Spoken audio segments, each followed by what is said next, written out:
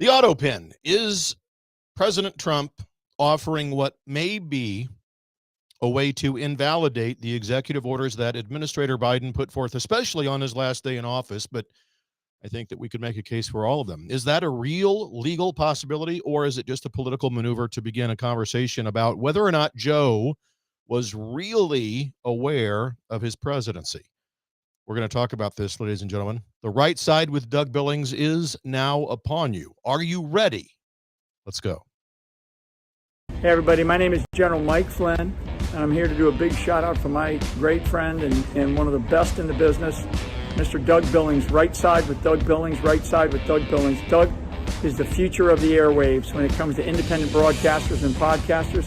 He is the new Rush Limbaugh. He's exactly what America needs right now, looking for honesty, looking for wisdom, looking for truth, looking for patriotism. Listen to Doug Billings at Right Side with Doug Billings. God bless you and God bless America, and thank you. Ladies and gentlemen, we are winning. We're winning, winning, winning. Welcome to the Right Side with Doug Billings. Are you ready? We are not liberal snowflakes who melt away in the face of tragedy, adversity, and challenge. We are a covenant nation under God, and His divine providence is not dead and it's not gone. It is living within each and every one of you.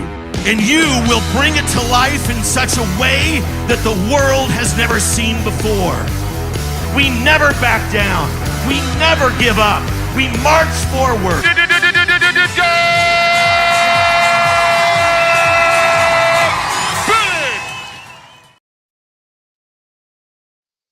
All right, ladies and gentlemen. So we will. Hi, Steve Reed. Good to see you out there on X-Land. Thank you very much. Or in X-Land. The Autopen, ladies and gentlemen. the Autopen. A lot of consternation and a lot of talk about this. Joe Biden used it. Does it invalidate the multiple thousands of pardons that Administrator Biden issued before leaving office? Is President Trump correct that it does invalidate them? So let's dive into this. Now, I've been doing this for 5 years. You all know me. You know I stand with Trump. You know I dig him. I like him. I love him. I like the way he thinks. I like his sense of humor. I like the way that he pokes the bear. I like the way that he trolls people. And I like the way that he can control the narrative. And this presidential term especially, he's been on complete offense. It's absolutely been Christmas for the last 57 or 60 days or so, right? Since he was inaugurated. Christmas Day every morning. Even on a cloudy day in America, the sunshine is brighter because President Trump is in office. So you all know me. You all know that I support the guy. The thing about this is that this is nothing new. This is all Autopens have been used. And the controversy over Joe Biden's use of it is what's in the spotlight. It's part of the dynamic today. This is St. Patrick's Day, March 17th, and we have this topic that is in front of us. President Trump claiming that these actions signed with a machine, signed with an Autopen, not Joe Biden's own hand, are, in his words, null and void. And yeah, hey, Brett Barry, good to see you out on X as well. Hey, I'll be the first to admit I would put forth that Joe Biden was probably unaware of 90% of his time in office. I mean, clearly in his last 2 years, the mental and cognitive decline was more than obvious, and so forth and so on. And you're kind of stealing a little bit of my thunder. That's okay. We're going to talk about that in the program today. So I'm going to be with you guys for about 25 minutes today, and we're going to go through this, the Autopen issue, and whether or not these pardons by Biden, or for that matter, anything that he might have signed with an Autopen, is it null and void? Is there any truth to that? What does it mean to Biden and his legacy for his administration? So at the core of this, again, as I said, is the fact that Joe Biden was about 90% unaware of anything that was going on in his administration during his entire residency in the White House.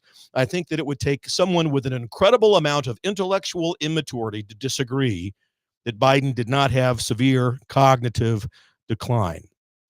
And the case that President Trump is making is that Joe Biden wasn't aware of the executive orders and their content. That's the real case. That's at the core of what Trump is saying. But let's just set the stage on this, because it's all erupted in just this month, March of 2025. In March, earlier this month, I should say, earlier this month, there's the Heritage Foundation has an organization within it called the Oversight Project. And they dropped a report claiming that almost every document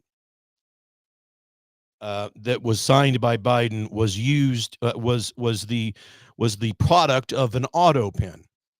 Almost every document that they could find with his signature on it was used with an Autopen.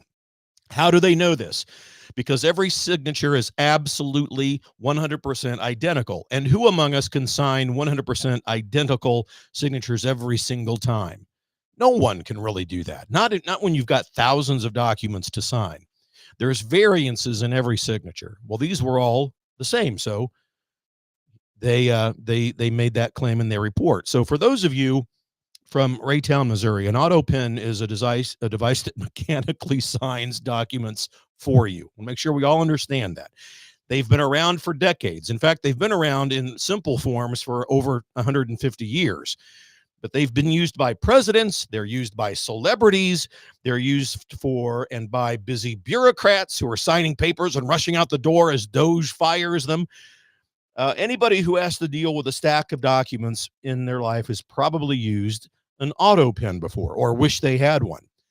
The Oversight Project at the Heritage Foundation pointed out two executive orders. One of them was from August of 2022, and the other was from December of 2024. And they showed that what they say and what they claim, the Heritage Foundation's Oversight Project, is that they were machine generated, these two executive orders.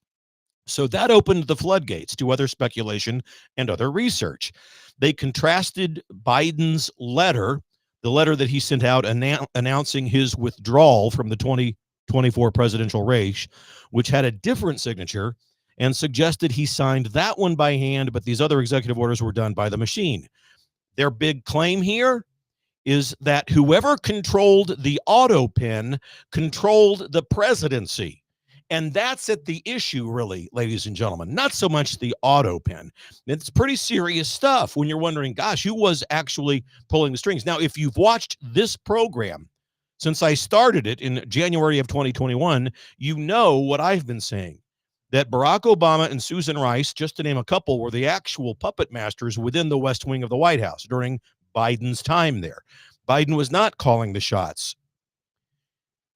Now, President Trump jumps in at this point when he sees the Oversight Project report from the Heritage Foundation. And on March 14th, just a few days ago, he was at the Justice Department with my friend Michael Flynn, General Michael Flynn. He suggested that Biden's cognitive decline meant that he didn't even know what he was signing, and that the Autopen was a sign of many things, but key among them, a sign of disrespect to the office of the presidency. And he may be right about that. I don't disagree. Take the time to sign your own damn documents, especially executive orders, ladies and gentlemen. So today, March 17th, as I'm recording this and broadcasting live, Trump has posted on Truth Social declaring Biden's pardons, including those from the January 6th committee members and his son Hunter, just to name a few, as void, vacant, and of no further force or effect. That's a direct quote from his Truth Social post, because they were allegedly Autopenned signed. So we have all of this going on. Hey, Jordan Thomas, good to see you, along with Brett Barry and Steve Reed out there in Xland. Thanks for joining us live here as we broadcast.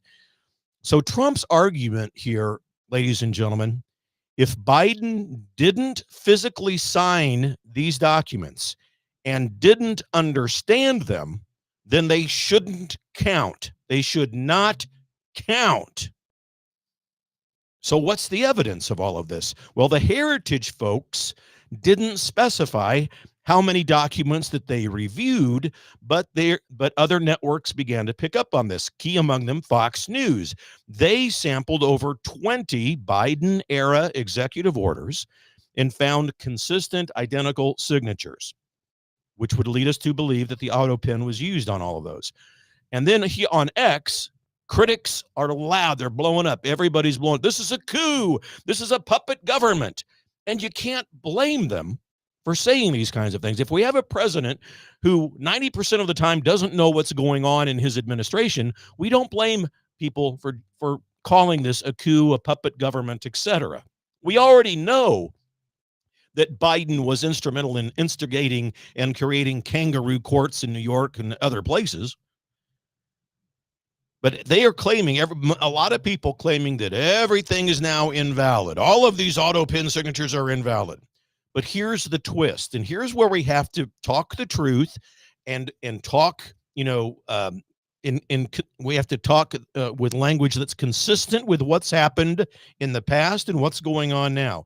The same consistency of signatures shows up in Trump's executive orders also, on some of them, from both of his terms. So is it a smoking gun, or is this a political noise maker, or what is this? Trump's used the Autopen before, my friends. He is now under a new paradigm and a new belief that it should not be used. And he has said publicly that as of today, that the Autopen will not be used. He will review and personally sign all executive orders. But let's look at the legal angle to all of this. Can an Autopen, it's the simple question, can the Autopen signature really invalidate an executive order or a pardon? Okay, remember now, there's two separate issues we're talking about. The Autopen signature, point A, and then point B, issue number 2, was Biden aware of what the Autopen was signing? So there's two issues here going on in tandem. So when we ask the question, can the Autopen itself really invalidate an executive order or a presidential pardon? The answer is probably not. Probably not. We use electronic signatures all the time. You and I, who has not signed a DocuSign document? We use electronic signatures, are not illegal. Now, don't start killing the messenger here. Hang on just one second, because we're talking about the legal angle, and there's two issues. We're tackling the Autopen first. The Constitution gives the President of the United States broad powers to issue executive orders and to grant pardons. If you want to know the specific portion of the Constitution, it's Article 2, Section 2.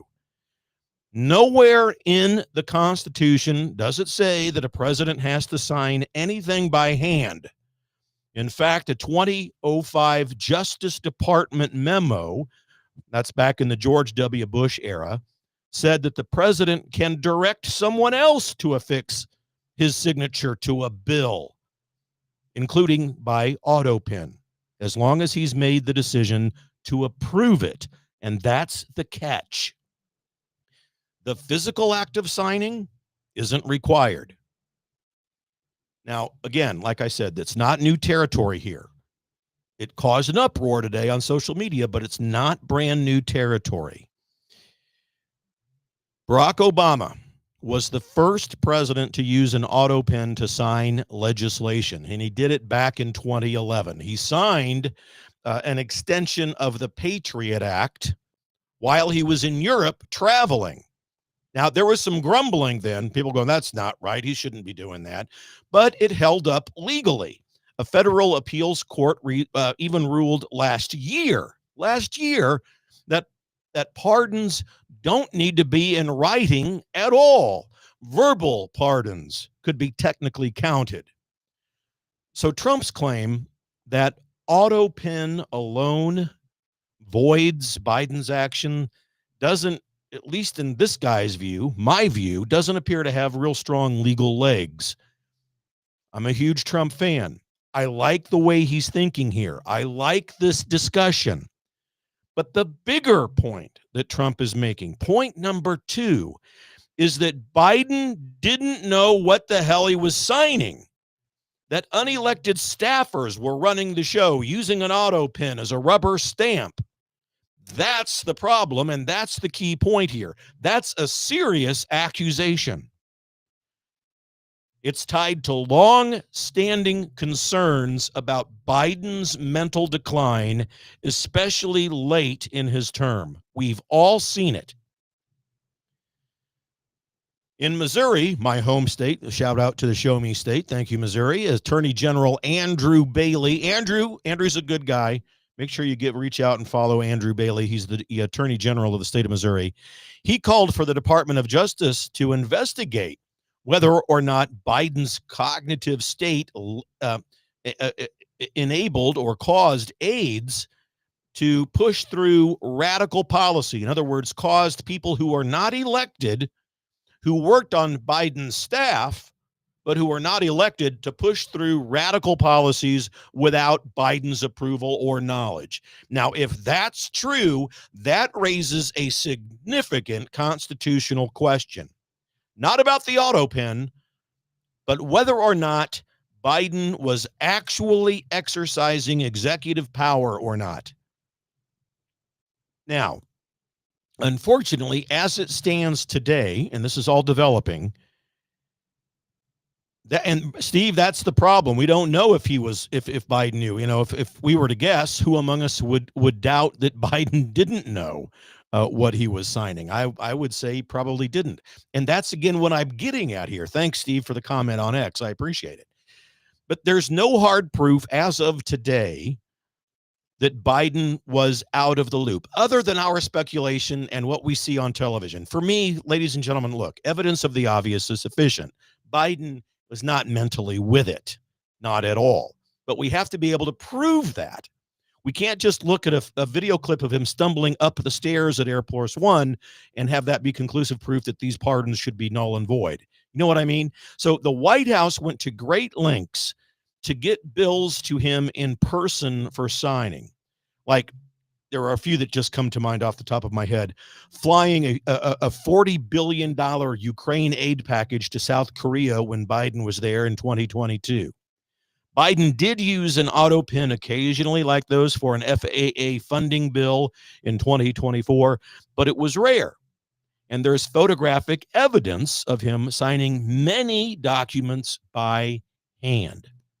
So without evidence of unauthorized use, the Autopen itself does not seem to break any kind of legal chain or law.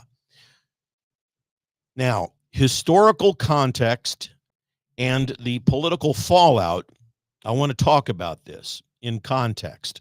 So let me zoom out a little bit. Autopens aren't new. I mentioned that when I started today's show.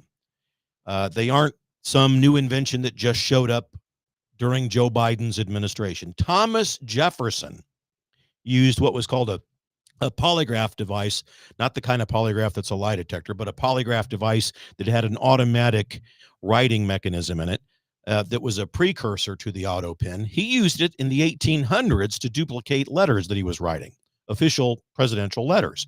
Harry Truman was the first president to use a modern-day Autopen for government work. And Gerald Ford bragged about it, the fact that he used one. Hell, Lyndon Johnson even took a picture with his Autopen. So President Trump himself, again, has used an Autopen in the past. Analysis from the Daily Mail found 25 identical signatures on his executive orders across both terms of office. It's a practical tool for a job that one is engaged in when you're drowning in paperwork, and that where your signature is required on multiple dozens upon dozens of documents. So why the outrage? Why now all of a sudden? Well, it's politics, of course. I mean, we all know, again, we all know that Administrator Biden was probably unaware of 90% of what was going on in his presidency, in the occupation of the White House. We know that he issued many last-minute pardons. In fact, he issued more than any president in history. I mean, dozens of thousands of them, which is absolutely unbelievable and a story unto itself. The number of presidential pardons he issued, look it up. I mean, it's up in the 20, 30, 40,000 range. It's a lot. So the January 6 pardons, of course, were all on everyone's mind today. That covers the January 6th committee members like Liz Cheney, Biden's own family, his son Hunter, and other figures who we want to see come to justice like Tony Fauci. Look, we all, and I include myself in this, we all want to see justice be issued to these people for multiple reasons. And gosh knows, we have multiple reasons to know that there should be justice. But this particular issue is a double-edged sword. I mean, if Autopen invalidates Biden's orders, well, then what about Trump's? What about Obama's? See, the precedent can backfire. That's all I'm saying. I like the idea. I like the thought process. I like bringing it up for discussion, but it could backfire. And the courts, really, ladies and gentlemen, the courts are probably not going to touch this one. There's an expert, Jeffrey Crouch at American University, that says there's no mechanism to undo a pardon once it's issued. Autopen or not, there's no mechanism to undo it. It's the founders in the Constitution intended the president to have a wide breadth and swath of authority with regards to those. Trump's own words, he was on Air Force One the other day. He said it's up to a court to decide whether or not the Autopen and so forth is going to be something that they will look at to invalidate the pardons and the executive orders by Biden. And that suggests that Trump knows that this might not stick, but he wants to bring it up. And so I think Trump's most concerned about Biden's cognitive ability. That's where the teeth are in this whole thing.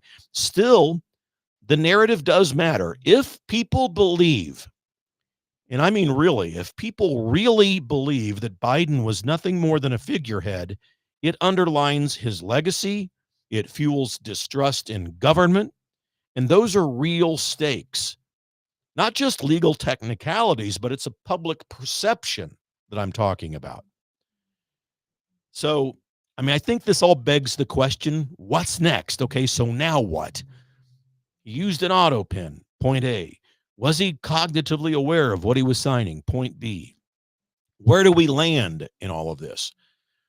Trump's claim that Biden's executive orders and pardons are invalid because of Autopen, I'm going to say it again. Like it, like the thought process, like that. I like the fact that it was said out loud, but I don't think that they hold much water. I don't think that argument holds much water legally.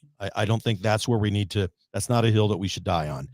The practices that have been established, accepted, and backed by precedent are already there in front of us, and there are many of them. So I don't think the Autopen is the issue to hang our hats on.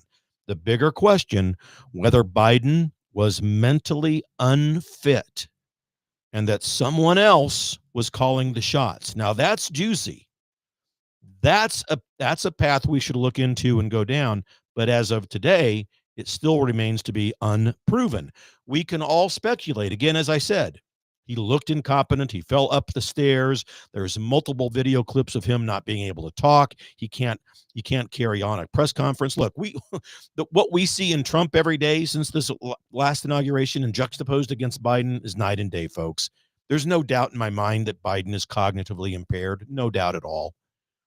We just have to prove that. It shouldn't be difficult to prove. It should not be difficult to prove. But without a whistleblower or a paper trail showing that some of Biden's administration members went rogue, all it is speculation. It's not fact. You know that. You get it. You're members of the most intellectually mature audience in all of podcast land because you listen and watch this program. So what's next? Well, I think Trump's team is going to perhaps push this to court. We will see, especially on the pardons. But look, I mean, I'm all one for being truthful, and I am not about clickbait here. So I would not get your hopes up about that. I just wouldn't. So if I owe you my honest analysis of this entire situation, it's the topic of the day. His administration, Trump's, is already signaling that they are going to employ tighter and more stringent Autopen rules. On March 15th, just the other day, they said it won't be used anymore for executive orders. only used, and on other actions, it will be used only after President Trump's personal review of each item. So it might be a symbolic flex there, maybe, but it won't retroactively erase Biden's record, unfortunately. The story is really less about signatures and more about power. Who wielded the power, who had the power, who exercised that power during the Biden years. It's also about who questions power and how do we prove these things. And again, as of today, March 17th, St. Patrick's Day, it's a political football. It's not a slam dunk here. So again, temper your enthusiasm about this, your enthusiasm about wanting the J6 committee pardons erased and nullified, and the pardons nullified. Temper all of that with the reality that this is a very, very uphill battle and a situation that is well documented with precedent. The Autopen itself, not a game winner for us. Whether or not Biden was cognitively aware, it's another story, and that could have real impact, but we have to be able to prove that, and we need a whistleblower, a paper trail, or something in order to do just that. So it's got us asking, though, right? How much do we really know about what happened behind the closed doors of Biden's Oval Office? How much do we really know? I've told you for years now, and again, I'll repeat what I said earlier. Barack Obama, Susan Rice, the two key puppet masters in the entire Biden administration. There were others, certainly, within the commu-socialist, formerly known as Democrat hierarchy, who were giving opinions and insight and instruction to Biden, but those were the two key players. All right. So I wanted to touch on that today because obviously everybody talking about the Autopen, it's a wild mix of tech, of law, and of a little bit of political theater mixed in, but it's not over yet. What do you guys think? Let me know in the comments, please, in X, on YouTube, on Facebook, on Rumble, where we are broadcasting live when we do these shows. Let me know what you think in the comments. Please follow, please share the show. Do a simple click and share of this program and get other people's opinions about this. But I really am interested to know what you all think. So please take a second and drop me a comment and give me your thoughts. I'll try to reply to as many of them as I can. Are Trump's claims a legit challenge to all of this? Or are they just some red meat for those people who are in the MAGA base? Let me know what you think in the comments. And don't forget, also, before I go, please prayerfully consider heading over to my website, dougbillings.us. Please prayerfully consider setting up a monthly recurring donation over there, $5, $10, 15 or 20 if you can afford it, on a recurring monthly basis. I never charge anybody to watch this program, but it takes resources to conduct it, to produce it, and to put it out there. This is how I make a living. So if you like me, and if you like the show, if you like the content, head over to dougbillings.us and prayerfully consider setting up that recurring monthly donation of $5, and we'll go from there. Ladies and gentlemen, thank you. We are in this thing together. We will see this through. This is, in the grand scheme of things, we're going to deal with Biden. We're going to deal with the J6 committee. Justice will come in one form or fashion or another.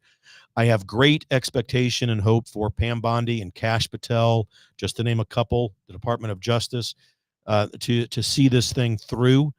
But if you're looking just for the Autopen to be the key that unlocks the door to null and void pardons and executive orders, I wouldn't hang my hat on that one. Ladies and gentlemen, we're in this together. Believe it. For the Republic. God bless you. Cheers.